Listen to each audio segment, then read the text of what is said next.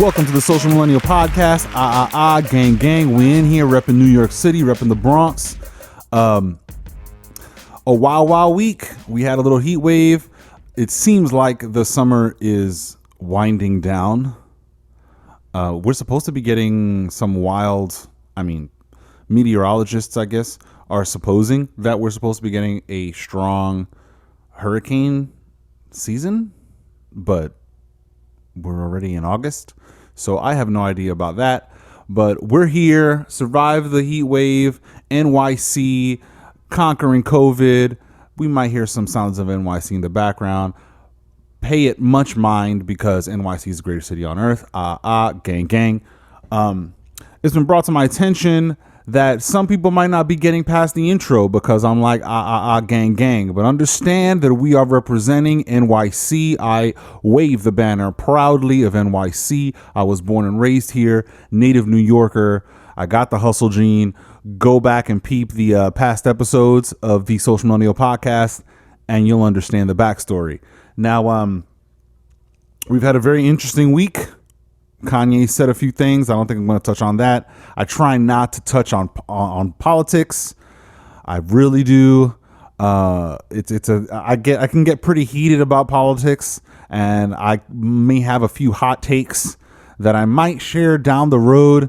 But there was that wild interview, that wild Axios Trump interview, that wild HBO Trump interview. Was it HBO? Was it on HBO? Was it? I'm forgetting. But yeah, wild stuff. Wild. I mean, it's America. We are, in fact, the most, or at least from my perspective, gang, NYC, America. We are the most entertaining country in the whole wide world. Whether our presidency is doing some wild stuff, some reckless stuff, whether the police is acting crazy and foul, whether our pop stars are making national headlines, or I should say international headlines, we are the most interesting country in the entire world. Now, what I will talk about is some New York news today. We've got de Blasio doing his thing. De Blasio being de Blasio. Take that to mean whatever you want that to mean. But and the MTA being the MTA, take that to mean what you want that to mean, because MTA is whew.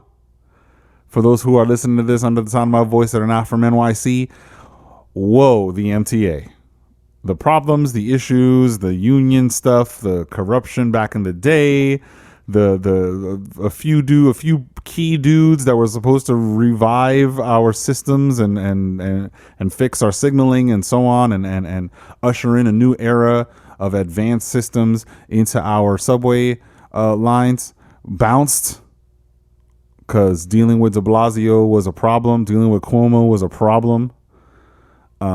They just up and bounced, which was wild. But MTA's being MTA. There's supposed to be some kind of fare hikes. Oh, and congratulations to the Bronx. Clap, clap, clap, clap, clap, clap, clap, clap, clap, clap, clap, because we got a whole lot of our stations. They can now accept contactless pay for Metro cards for the fares. So that's pretty cool, kind of, and kind of scary, because it's straight up Big Brother. I mean, I'm going in doing contactless paying with my phone or whatever, with my card that has a chip in it and so on. And it's like, where's all that information going? Like, if there's a leak or if the system gets hacked, there's all of your numbers, all your credit card numbers, all of your informations, etc. That is just, millions of people, millions of transactions per day, which is wild. Millions of bank accounts, possible backdoors into bank accounts. It's just wild. I haven't used it yet. I have not dealt with the contactless pay. Personally, I'm like, it's on some Big Brother stuff, and I'm a little wary, social millennial, I'm a little wary. I'm a little timid when it comes to dealing with things like that, and having sort of my information and so on just going through a system that I don't really know a lot about, that I don't really know enough to have excuse me, that I don't really know. I don't really know enough to have faith in that way.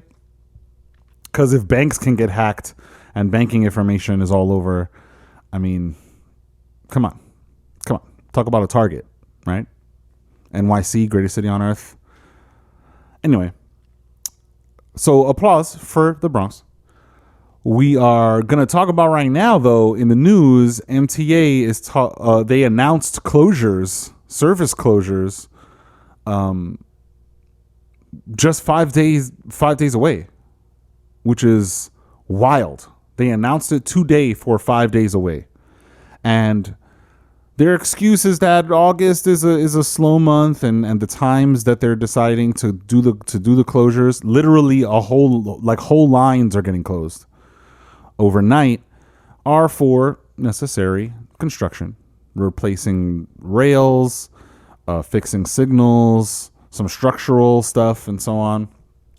But the big arguments are that even though it is a time or a less trafficked time that they're closing these lines down, I believe it's the 456 is getting shut down south of Grand Central. For my native New Yorkers, y'all know what that is. From the work is slated to begin Monday, so that's where we at. We're about to be Friday, so that I assume that's Monday, August 10th. That it's gonna close starting the 10th of August, and then it's supposed to be. It's from the 10th to when? The 10th to the 31st. They're going to be closing the 456 train line south of Grand Central from 1 a.m. to 5 a.m. Wait, subways had already been closed. Blah, blah, blah, blah, blah. I'm reading this article. This is according to the Daily News. I'm just wanting to know what these times are, because it was a thing. It was definitely a thing. It's going to be super late at night that it's going to be closed.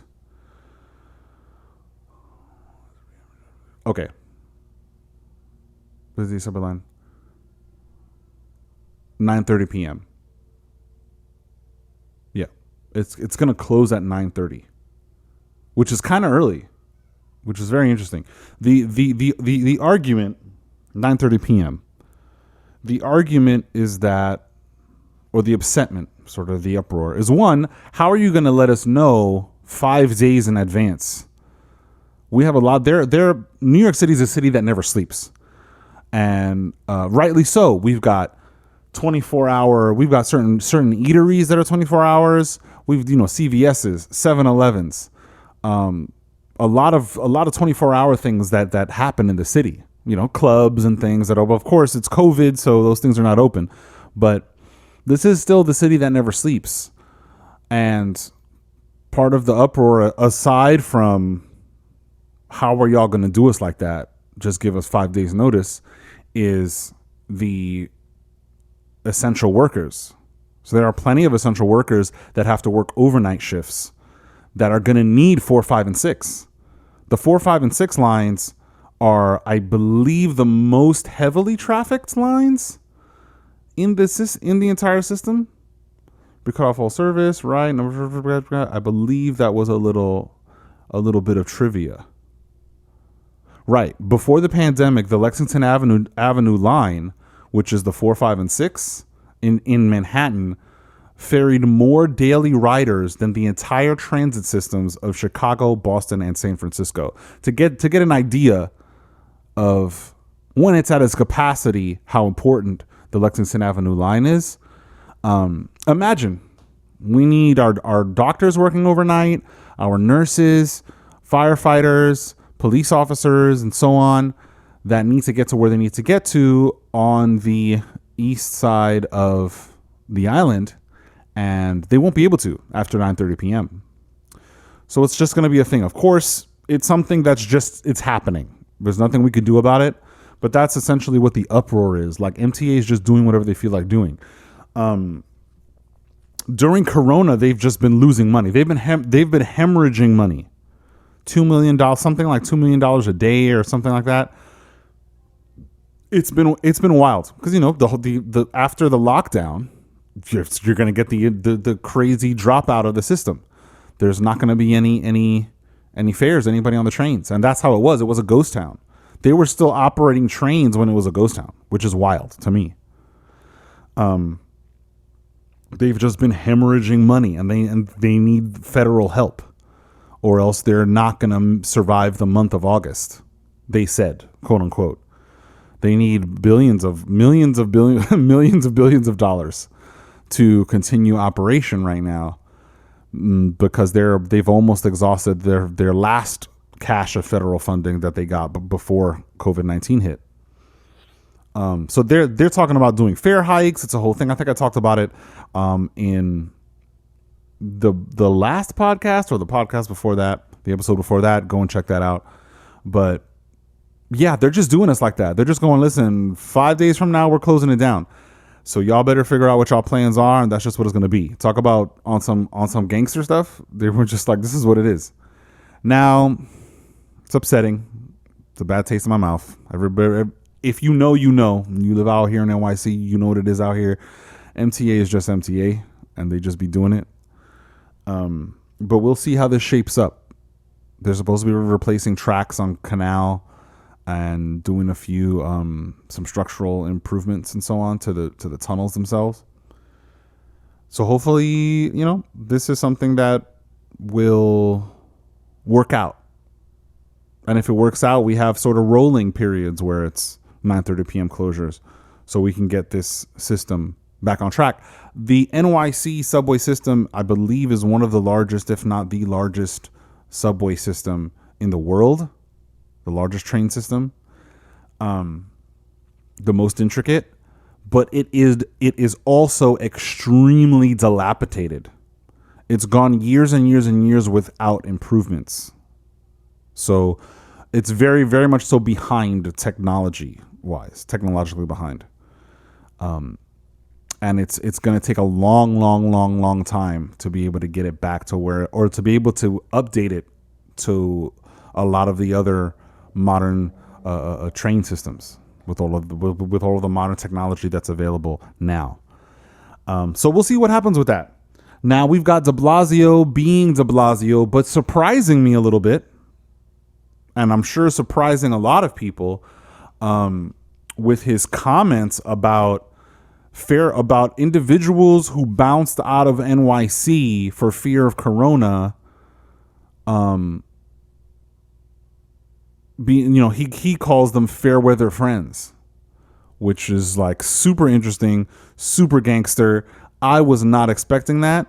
According to the Daily News headline, NYC mayor says fair weather friends who fled city amid coronavirus will be replaced by others. I was like, yo, I saw that headline, and I'm definitely not one of those people, because I know there are a lot of people like that are guilty of that. Like, oh, I'm gonna just read the headline and take it for what that is, and just be like, wow, and then just move on. I'm a guy who reads the headline and reads the story, because I need to know what's happening, what's going on, especially in my city. De Blasio being de Blasio, for better or for worse, is what that is. But he surprised me here. 100% surprised me. According to the Daily News, they're saying de Blasio is not impressed. NYC Mayor de Blasio was not pleased to hear that the state was not open to taxing the ultra-wealthy New Yorkers who fled the city amid the coronavirus pandemic to their homes in the Hamptons, the Hudson Valley, and Connecticut. He decided those COVID-19 emigres, I have never used this word before, as he described them as fair weather friends. Quote, that is a quote, fair weather friends. Quote, this city is for New Yorkers who live here, who work here, and fight to stay here. Quote, there are some who are fair weather friends. We must build our policy around all New Yorkers. So I was super surprised. Super surprised. According to the Daily News, the mayor's response was in sharp contrast to Cuomo, who pleaded with billionaire types to return to the city and state. What else is new? Cuomo and de Blasio usually do not get along. They're usually on opposite ends of the spectrum. Quote, I literally talk to people all day long who are now in their Hamptons house who also lived here in NYC, said Cuomo earlier this week. Quote, and I say, you gotta come back. De Blasio gave more tough love for the super rich, warning them that he would not beg for them to return to Gotham. Quote, we don't make decisions based on the wealthy few. Quote, I was troubled to hear that concept. So, interesting. Very, very interesting. There was something else here that was very interesting too. Right. Cuomo signaled last week that he does not want to raise taxes on rich city dwellers who are already second-guessing their Big Apple addresses and could soon leave the state altogether. Quote, they're not coming back right now, he said. Quote, and you know what else they're thinking? If I stay there, they pay a lower income tax because they don't pay the New York City surcharge. De Blasio countered that it's time for the rich to pay their fair share, especially since the stock market has recovered almost all of its pandemic losses. He said, quote, wealthy New Yorkers can afford to pay a little bit more so all of us can get through this crisis. So super interesting. De Blasio surprised me. He surprised me, repping NYC. You feel me? Or at least how it's been feeling, is that we've been getting a lot of transplants, a whole lot of transplants to NYC. And a lot of our NYC squad have been leaving.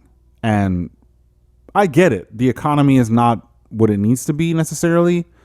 In terms of what's happening in the systems right now, what's going on with the college system, what's going on with how much people are getting paid for what they do and the kinds of degrees that they have, what the real estate is looking like in NYC right now, it's not a great thing.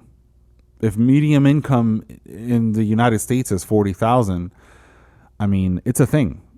It's a problem. You know, I really don't. I should say, I understand why people are fleeing NYC. And I believe that something's going to have to happen, or something drastic's going to have to happen to get people to come back. It's only becoming more expensive. Thank you, gentrification. It is only becoming more expensive. And with gentrification comes the destruction of our various cultures. NYC kind of, it seems like it's little by little losing its melting pot feel. Little by little.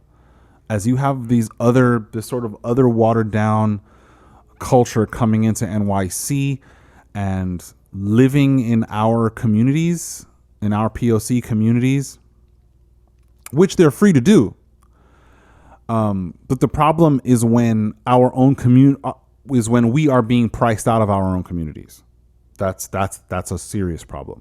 And so what's happening now is that we're getting priced out of our communities. We up and leave the owners and so on of these buildings and land and the lots and the plots are building new buildings, new high rises. A lot of areas are getting rezoned so that taller buildings can be built, luxury buildings can be built. But then we're not necessarily getting the influx of outsiders in the quantity that was expected, you know? So NYC it feels like it's slowly becoming less populated and less densely populated, less densely populated as our people get priced out and as not that many people end up coming to live here from far away. It's just interesting. It's just interesting. But yeah, de Blasio surprised me. Like, fam, thanks for repping NYC. Thanks for saying what most of us want to say. Like, y'all want to come here and be New Yorkers, quote unquote, and then when it gets tough, y'all want to bounce out and not struggle with us, you know? Not be here with us, in it, arm in arm, NYC together, strong, tough, which was interesting.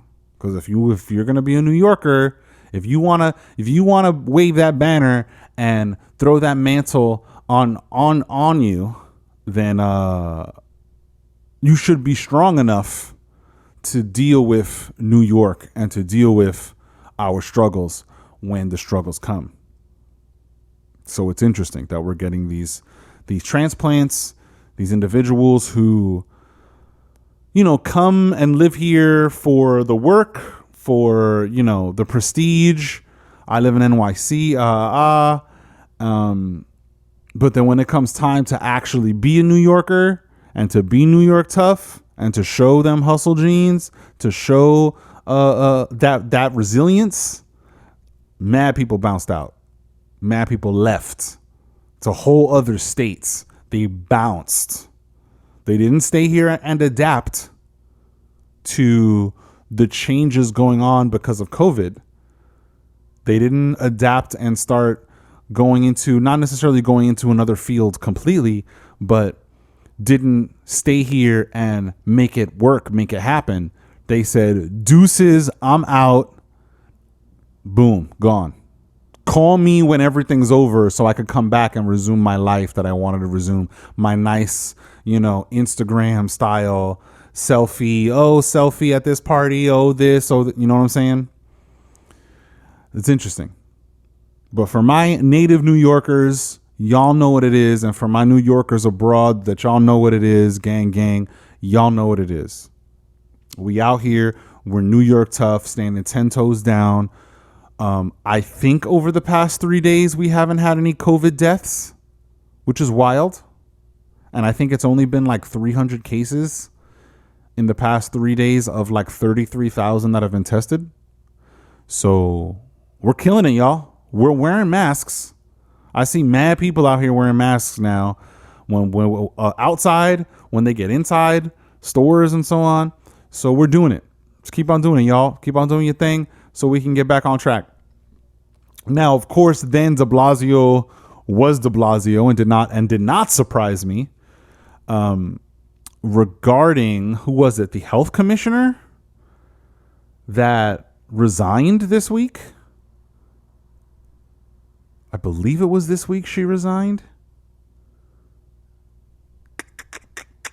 What's the date of this? Yes, it was this week. This week she resigned, which is wild. And it was like out of nowhere.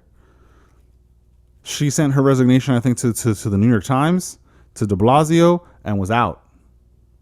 And there had been tensions between the health commissioner's office and the mayor's office for a while. Regarding how things are being handled, regarding contact tracing and so on. Miss Dr. Health Commissioner Dr. Osiris Barbeau resigned on Tuesday and voiced her deep disappointment with Mayor Bill de Blasio's handling of the pandemic, renewing scrutiny of his leadership during the crisis just as the city faces pressing decisions about how quickly to reopen schools and businesses. This is according to the New York Times. There were some escalating tensions between City Hall and top city health department officials, which had began at the start of the coronavirus outbreak in March, burst into public view and raised concerns that the feuding was undermining crucial public health services. Quote, this is Miss Barbeau, Dr. Barbeau. I leave my post today with deep disappointment that during the most critical public health crisis in our lifetime, that the health department's incomparable disease control expertise was not used to the degree it could have been. She says, quote, our experts are world renowned for their epidemiology, surveillance, and response work. The city would be well served by having them at the strategic center of the response, not in the background. So, wow, this was like a bombshell. Super, super bombshell. Just up and quit. Was like, I'm out, deuces, peace. And de Blasio, real quick, went and called a snap press conference to talk about how we need to be unified and how there were changes going on and how Dr. Barbeau didn't like that. And I was like, bro, get it together. Like, get your life. We need to come together for real. Especially in this time, we don't need another wave. We don't need a second wave because a lot of people, a lot of epidemiologists are, are like holding their breath, especially with New York City. We're doing very well regarding cases, regarding deaths, and so on. But it's like holding it. It's like gasp, hold it, hoping that a second wave does not just break out. Because this virus is ever evolving, as viruses are. As they jump from person to person, they change a little bit. They definitely change a little bit, and there are a few strains of COVID, and I believe that epidemiologists are forever because every single virus that we know and disease known to man evolves over time. And so they feel, or theoretically, there is only a matter of time before there is a superbug that nothing that we can do can stop it. We're getting a taste of that with COVID-19. But yeah, de Blasio, for real. We're having women of color. We're having people of color. Our Department of Health commissioner just up and bounce. That's a wit's end move. That's okay. I've done everything that I could possibly do to try to make this team be as useful as possible. But every time I try to do that, de Blasio decides that he wants to put us in the background. So that's it. Deuces.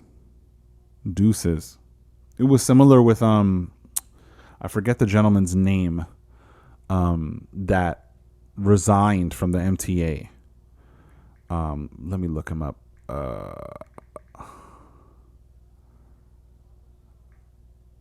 Who was it? I forget his name. Yes, Byford. He resigned for good this time. I remember that. Back in January, Andy Byford, who was like this crazy maven of transit management, bounced. And so it's just, we got to do better, y'all. Bill de Blasio, I know, not that I know, but should you ever hear this podcast, let's get it together, man.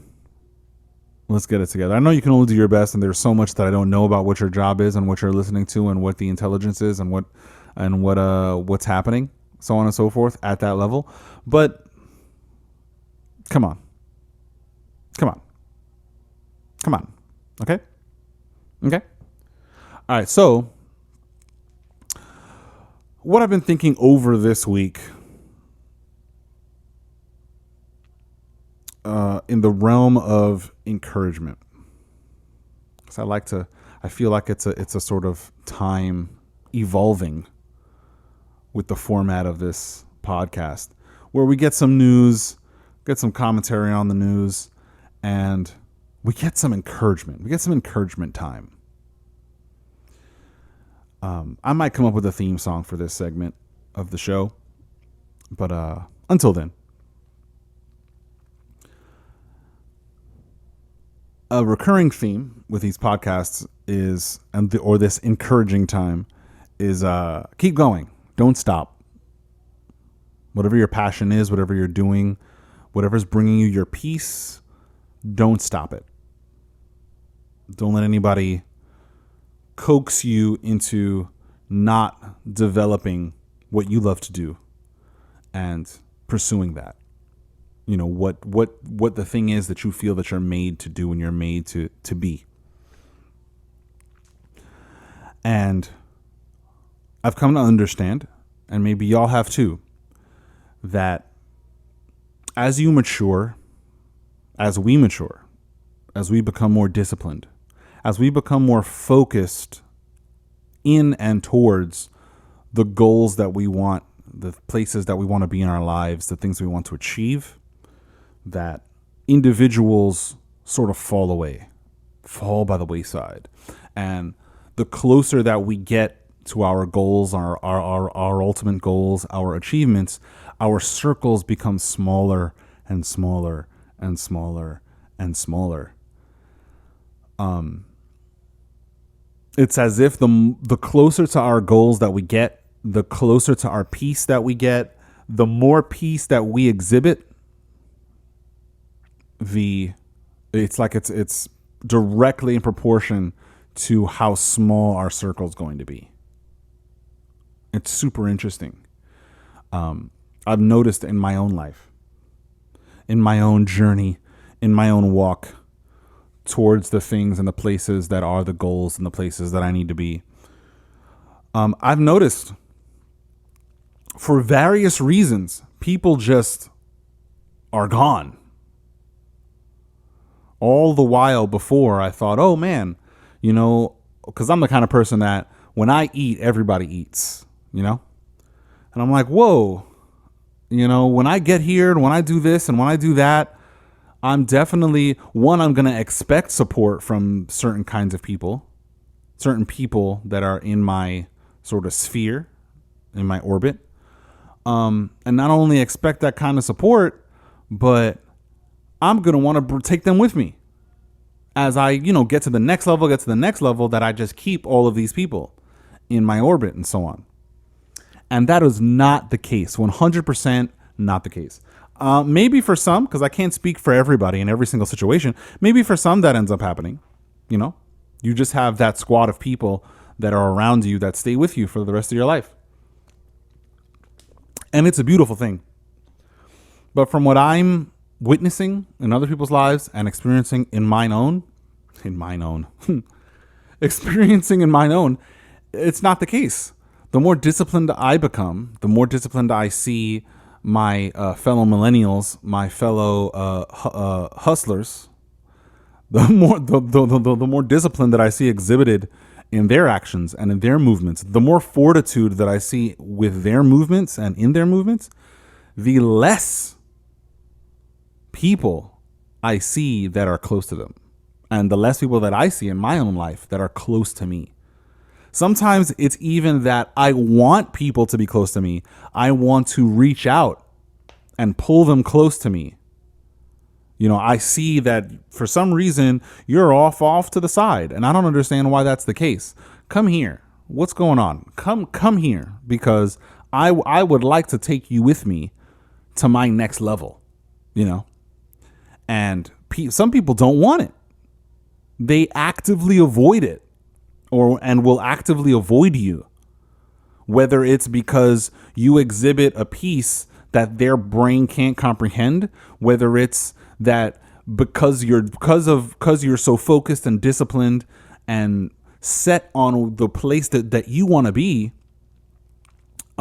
regardless of what the risks are, and regardless of what the preconceived notions of the people around you or your generation are.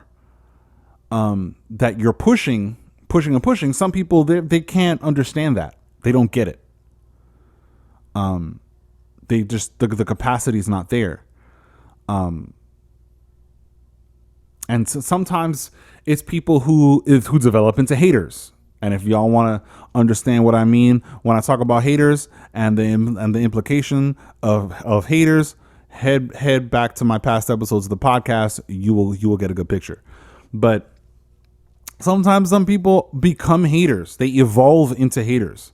They weren't haters before when you met them. They were close to you before you got disciplined and began to mature in what your calling was for your life. And as you matured, they grew into the role of a hater, and that they distanced themselves from you. Then there are individuals who may have been on the periphery, whom, like I said, you wanted to pull them in, but for whatever preconceived notion of what they might think about you, or might think about who you were, or might think about what you're doing now without understanding what the context is, they will actively hide from you. They will rely on what they've concocted in their own minds without understanding at all, or talking to you at all about what's actually going on. And they will, in their minds, impress upon you what they think you are and what they think you're doing, what they think, the risks that they think that you're taking, and how it's wrong and it's horrible and so on. And they will run from you and hide from you. It's wild. I mean, people who have been with you or people that you grew up with for a large part of your life will hide from you. It's wild. And then with the dawn of with this social media, they'll hide from you in plain sight. So like you'll be following them and they'll be following you on Instagram, for instance. But y'all will never talk.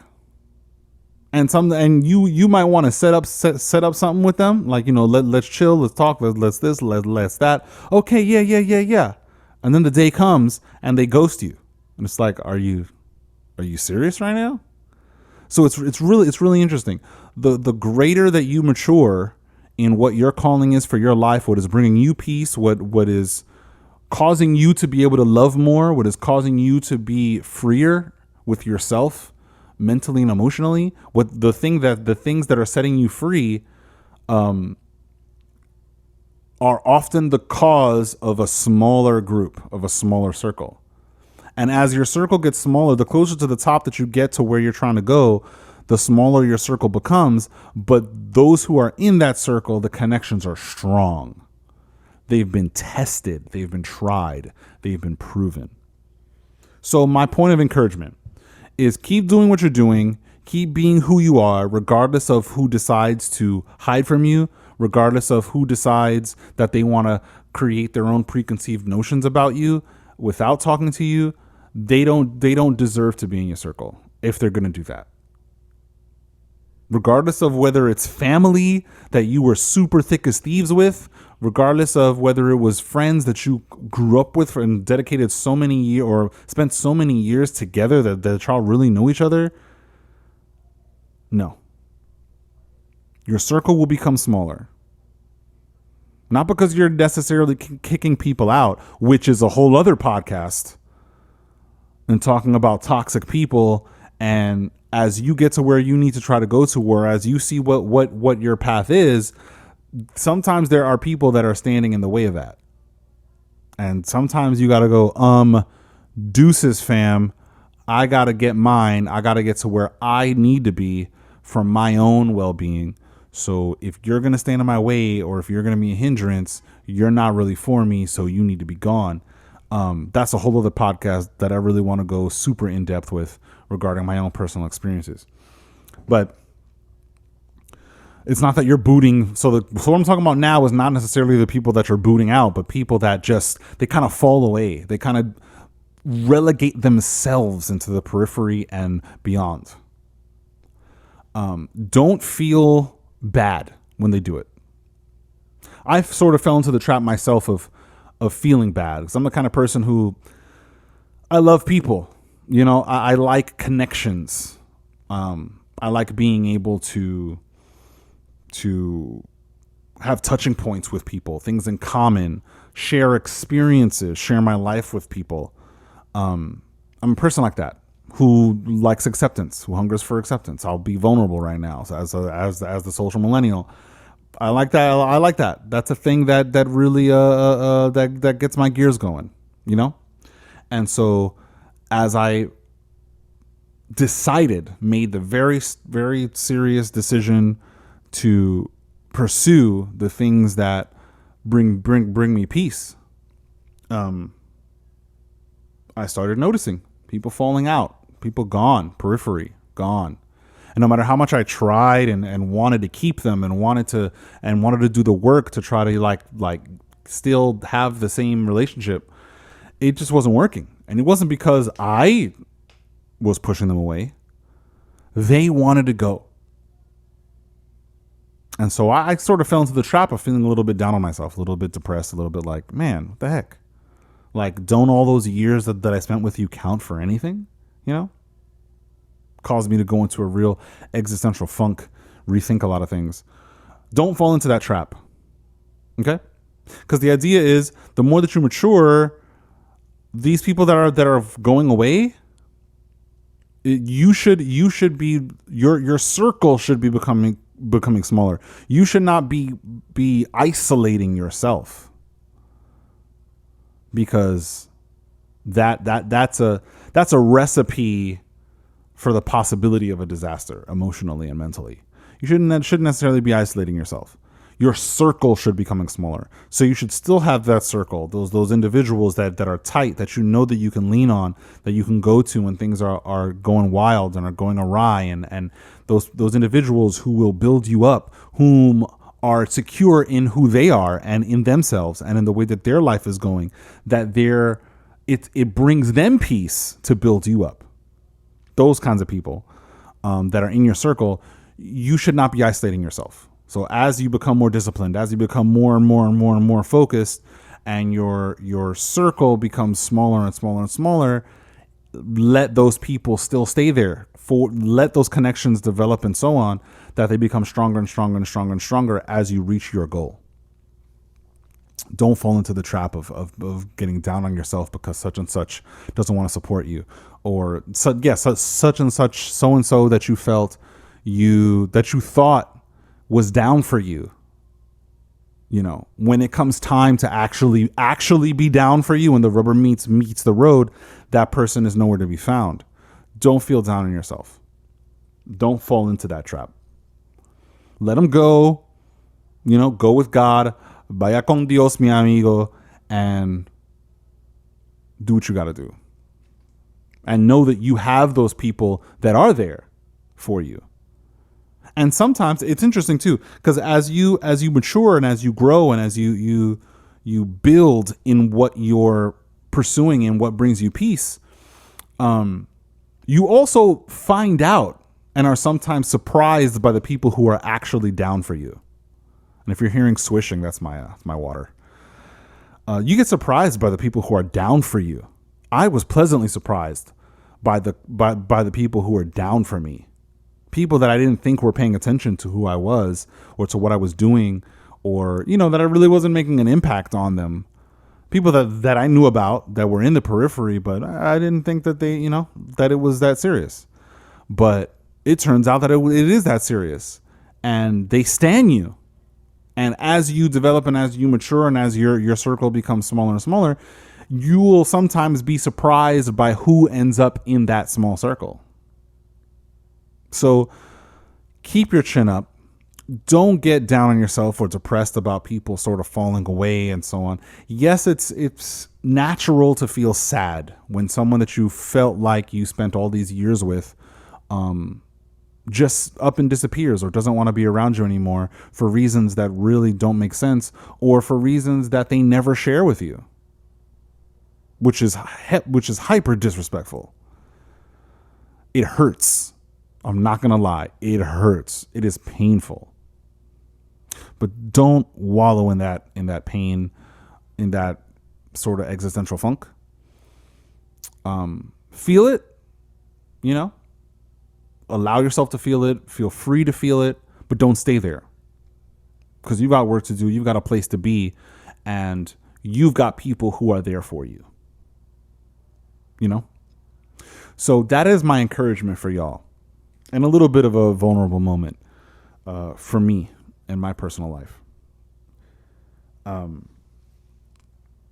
So yeah, as we get older, we just take stock. We definitely take stock, and remember that not everybody is meant to be around you. Not everybody is built to handle your success.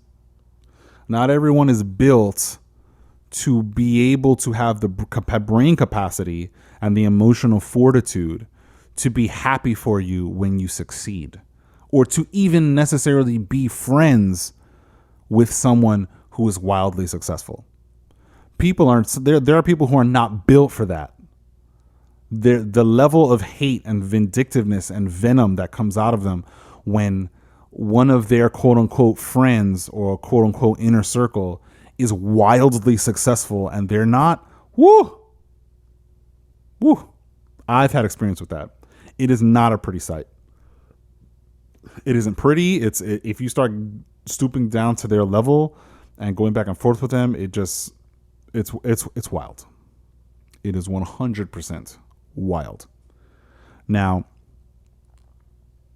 you got this. COVID is doing its COVID thing. NYC right now is doing its thing. Some of our industries, especially in entertainment, are not fully recovered, and that is what it is. You know, when you're dealing with 20, 30 PAs on a film set, you know, a director, 2 ADs, you've got grips, you've got extras, you've got the stars, the co-stars, the supporting actors, you know, you've got the caterers. A lot of entertainment is just close quarters. And right now, they're still kind of trying to figure out a way to make it work. There's some filming that's coming up, but trying to figure out a way to make it work. We'll get there, though. We will get there, y'all. Just remember, you got that hustle gene, start writing. You're good at art, get that together, monetize that. You're good at cooking, monetize that. You know, make it happen. Art is not just dancing and singing. Art is everything that flows from within you.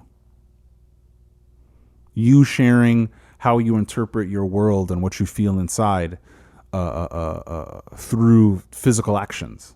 So whether it's a pen on a page or pencil on a pencil writing words or a paintbrush on a canvas or some cleverly added freshly cut basil here and there, you know? Just express yourself. It's all monetizable. Don't feel locked in to what you feel like you did because you went to college for this and so on. There's so much inside of you. Just let it out. All right, y'all? Let it out. All right, so it's time for Rex as we wind down. I've got one rec, and it's a big one because I was super hype about it. I believe I alluded to it, not this past podcast, but the podcast before that one, the episode before that one, episode 15. Umbrella Academy Season 2 has dropped. If y'all have not seen it, y'all got to see it. If y'all have not seen Umbrella Academy, this is on Netflix. Catch it. If y'all have not seen it at all, watch Season 1 because it's fire. Watch Season 2 because it's fire. Now, Season 2, I've got my gripes about, which I think I'm going to talk about on the podcast, but it's still fire. I still loved it. I like the cast. Just everybody from top to bottom. The writing, I think, is better in Season 1. In certain, you know, by and large, is more solid throughout Season 1 than in Season 2. Season 2 has high points and sort of low points and middling points.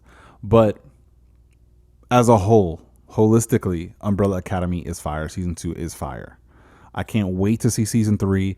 It's gonna be lit. Like, for real, y'all need to see it. Y'all need to see it. 100%.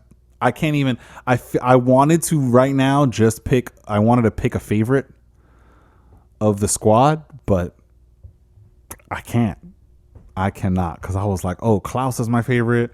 Nah. Five is my favorite. Nah. You know? So it's just like, it's just too epic. Y'all got to see it. It's just too epic. It's like for those who want to understand sort of what they would be getting into, because I know a lot of people don't want to just jump into something and binge watch something or start something that they don't kind of have a grasp on what it is. It's like the X-Men, but if they were like real people. And I know I say like real people, but as compared to the Fox X-Men. You know, because the X-Men in the comics are real people. Those are very well fleshed out characters, and often very, very realistic, that go through very realistic drama. But as compared to the Fox movies, imagine a squad of heroes that are real people that grew up in messed up situations, and like, it's fire. And they're all like related. Oh my gosh, y'all really do need to see it. See Season 1, see Season 2. I feel like I want to watch it again. I want to watch Season 2 again from top to bottom. So check it out. And I think, whispering rumors, I think The Chilling Adventures of Sabrina is going to get picked up by HBO Max. That's what the rumor is, because it's getting canceled on Netflix. We'll see how that goes. And I'm super hype about Lucifer. So that's going to be dropping soon. Which I think it's only getting 2 seasons more on Netflix and then getting canceled. Like that's as far. Well, I don't know if it's gonna get canceled, but that's as far as it's been renewed up to. So I assume that the writers are gonna write for this, because I think this season that's coming is already in the can. That's gonna be premiering. So I think the next season they're probably gonna write it as if it's an ending. Sort of a pseudo kind of ending thing. The way that they did last season, they wrote the ending of last season. I think with that in mind, like if it doesn't get renewed anymore, we could end it right here and it just be what it is. And I thought that was super smart. But yeah, y'all, the Umbrella Academy is my rec this week. I hope that y'all had some fire takeaways from our encouragement time, I guess we can call it. And yeah, stay strong, wear your masks, make it do what it do. Love everybody, embrace everybody, keep an open mind, keep an open heart, and just function with understanding, y'all. This world is a wild place. People will always be people. Don't get too riled up that you find yourself not caring about your neighbor, because that's how we're going to really change the world. It's caring about our neighbor. All right, y'all. So see y'all next week. Gang. This has been the Social Millennial Podcast. If you want to send us some questions regarding, what y'all want to hear on the podcast, we are now on Twitter. Okay, so it's at Millennial Social, and that's millennial with one N. I said end. At Millennial Social. So if y'all want to follow us, please follow us. If y'all want to tweet at us, please tweet at us. Let us know if you like the podcast. What did I just knock into? I don't know. If you like the podcast, and let us know if you don't like the podcast. On YouTube, get to us, the Social Millennial Podcast. Comment, like, subscribe to the channel. You feel me? We're going to be having some animated stuff going on the YouTube channel soon. We're going to be having some live video going on the YouTube channel very soon. We're going to have some guests on the podcast very, very soon. So stay tuned for that. If you're on Instagram, we've got an Instagram at Social Millennial Pod, and it's the same on Facebook at Social Millennial Pod. Listen, share our stuff. If you don't like our stuff, let us know that you don't like it. Comment. Let us know. You feel me? Let me know. Yo, Marcus, you whacked. I don't know why you think this. I don't know why you doing this. I don't know why you doing that. This doesn't make any sense. Why you saying that? Let's get this debate going. Let's get these conversations going. If y'all need me to address this gigantic elephant in the room of the week, this huge talking point, or any conceptual stuff going on about how y'all feel about where you guys are going with your lives, let us know, because I will definitely address it. We will definitely respond to you too. 100%. Unequivocally, we will respond to you. It's not going to be that kind of like comment, yo, hey, what's up, and then never hear anything from us. So once again, Twitter, Millennial Social, Instagram, Facebook at Social Millennial Pod. You can email us at the Social Millennial Podcast at gmail.com. And we are on YouTube at the Social Millennial Podcast. Look us up, search us, enjoy us wherever you enjoy your podcasts from. We've got a podcast homepage. We're on Spotify. We are on Google. We are on Apple. We are on Stitcher. We are on radio.com, Radio Play app. Y'all know what to do. Come on. We repping.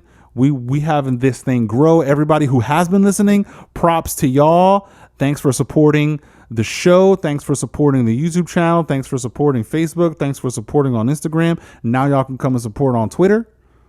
Okay, at Millennial Social. Shout out to y'all, because we're paying attention to those download numbers and we're seeing what y'all are doing. Thank you so much. We can't be here without y'all. So if y'all want more, if y'all want to hear more, y'all need to sound off. Y'all need to like, subscribe, share, and just keep on listening. So this has been the Social Millennial Podcast. Gang, NYC, BX. See you next week. Peace. Walking through my city,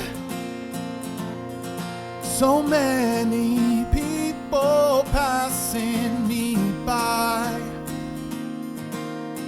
but nobody seems to know why.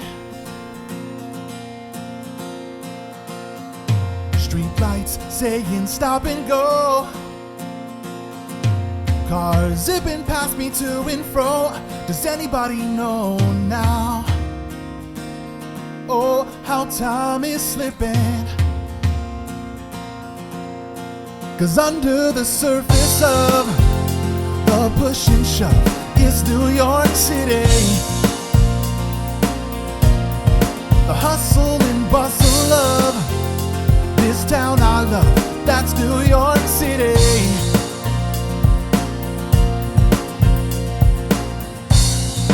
Could there be a future here? Oh, so many people giving their sweat and tears. Does someone know the way? I'm sick of taking it day by day. Oh, 'cause under the surface of the push and shove is New York City. The hustle and bustle of this town I love.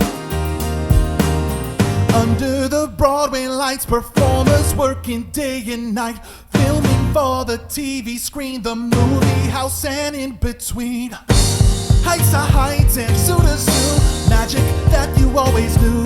Stadium sounds the love about in the patter of little feet. Looking out for our fellow man, lending a helping hand, that's New York City. Coming together and taking a stand, that's New York City. 'Cause under the surface of the push and shove is New York City. Looking out for our fellow man, lending a helping hand, that's New York City. Coming together and taking a stand, it's New York City. The hustle and bustle of this town I love is New York City. That's New York City. That's New York City. That's New York City.